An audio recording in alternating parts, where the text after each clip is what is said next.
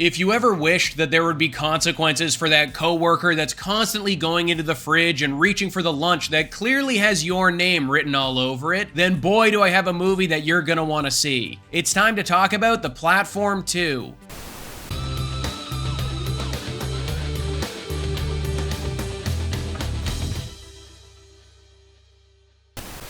What's up, guys? I'm Sully, and today we're talking about the brand new Spanish thriller sequel coming to Netflix, The Platform 2. All you need to know about this one is that the story goes like this. As a mysterious leader imposes their rule in the platform, a new resident becomes embroiled in the battle against this controversial method to fight the brutal feeding system. But when eating from the wrong plate becomes a death sentence, how far would you be willing to go to save your life? So I'll start this one off by saying that I am definitely somebody that was entertained and surprised by that first platform movie that was released back in 2020. Even though it's pretty much just a well thought out gimmick, the overall concept of there being a tower prison that feeds its inmates on a descending slab, where the people on the upper levels get first dibs, is pretty interesting. I mean, who didn't watch this movie and then immediately start making a mental list of your buddies that you would not want to get stuck inside one of these cells with? I'm friends with a lot of late night snackers. I already know I need to be out there fighting for my meals tooth and nail. So when I heard that they were making a second film, I was a little bit confused just because I didn't know how they were going to expand upon what they did in the last one. And after seeing this new entry for myself, unfortunately, it just kind of feels like more of the same, but the story gets muddled and executed in a less interesting manner. And when I say that it's a lot of the same, who knows? Maybe you're a huge fan of that first movie and that's exactly what you wanted out of a sequel. More conflicts, more backstories, more unsanitary living conditions. But I just don't know if we needed another story set in this universe if this is how they planned on expanding all of the lore. Don't get me wrong, I was definitely invested and entertained by the first entry, but I really don't think this second movie does enough to positively set itself apart or further the world building in a significant enough way. It focuses a lot on the natural hierarchy that was inevitably going to develop within this bizarre prison system, but because the majority of the time we only really get a chance to know two characters, since that's the amount of people that are allowed in one cell, it doesn't create a natural way to explore the things that they clearly want to talk about this time around.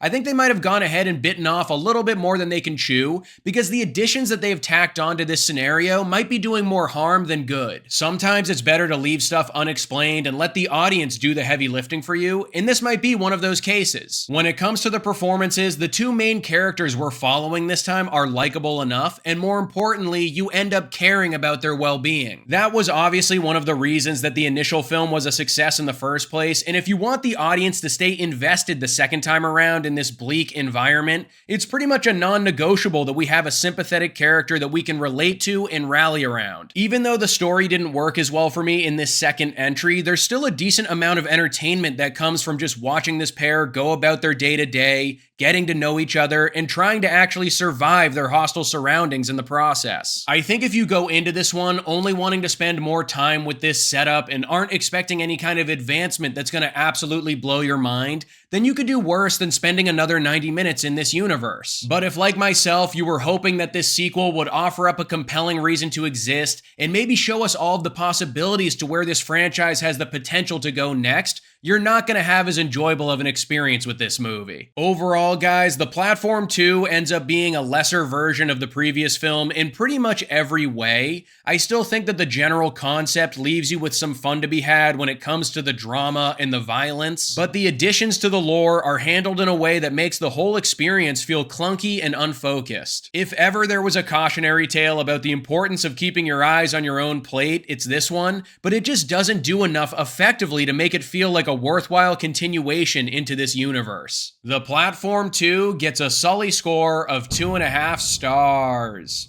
So that's my review for Netflix's latest thriller. What do you think is your favorite thriller movie of all time? I'd probably have to say Zodiac from David Fincher, but let me know in the comments below what you think. Don't forget to like this video and subscribe to the channel if you haven't already, and I'll see you guys at the next one.